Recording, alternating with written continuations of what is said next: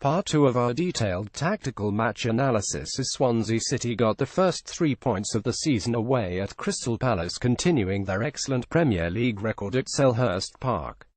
If you haven't read Part 1, which covered the first half, you can read it here.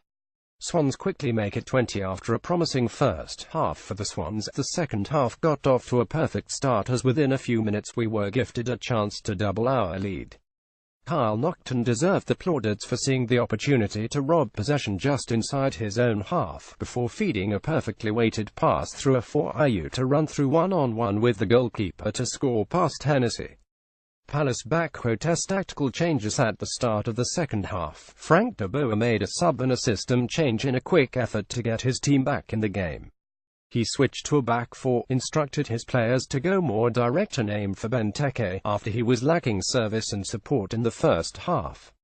Andros Townsend was also given a more free role across the pitch behind Benteke, and we I'll look in more detail at how he continued to be the host best creative player. In the first half, Palace were struggling with the long, direct balls into the final third, just like the Swans really, as they were often aimless and overhead. The pass map below demonstrates Palace long balls in the first half, with only 23% success rate. That long pass success rate doubled after the break to 47%, and you can see the second half long ball pass map below. The success increased mainly because they were playing more lofted balls up for Benteke, rather than playing passes mostly aimed for runners through the channels. A lot of the long balls in the second half were aimed at Benteke in the central area, around 2,530 yards from goal. Townsend creative influence in the middle third. Andros Townsend and his link-up play with Benteke was Palace best hope of getting back into the game. After playing alongside the striker in the first half, the former Spurs man looked more comfortable in a free attacking role as he moved from either flank as well as into the centre to link up the play and get Benteke more involved. His touch map below full 90 minutes shows how he was able to roam free across the pitch and in the final third, but he was never able to get a shot inside the penalty area. Whether he was making runs by cutting inside or sending in high balls for Benteke, most of the attacking play went through him in the second half.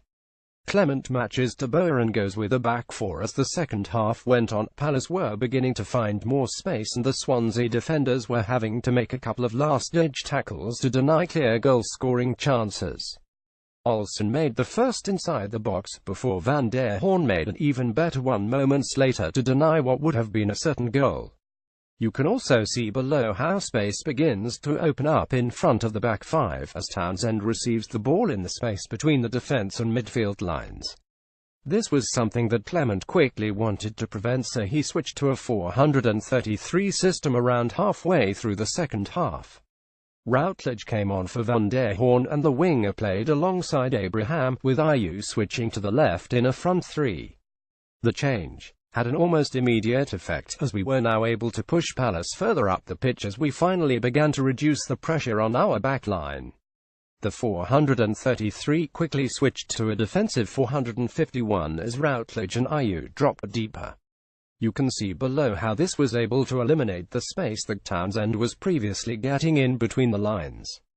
The below screenshot shows debutant Sam Lucas showing good awareness, ensuring neither player either side of him gets too much space. Clement later said after the game that he was happy with the first half and our dominance, but was frustrated with how much defending we had to do in the second. He had a valid point, as weren't able to build on that first 45 minutes or on our 2-goal advantage. The second half Swansea City pass map below shows the complete lack of activity in the final third, with the only final third successful passes happening down the right flank. Nevertheless, it was an excellent win for Clement side and the 100% away clean sheet record continues. I'm sure the head coach will be happy with the opening 3 games, as well as being confident that our attacking creativity and potential will improve following the deadline day signings of Renato Sanches and Wilfried Bony. Click here to join in the debate on the club forum.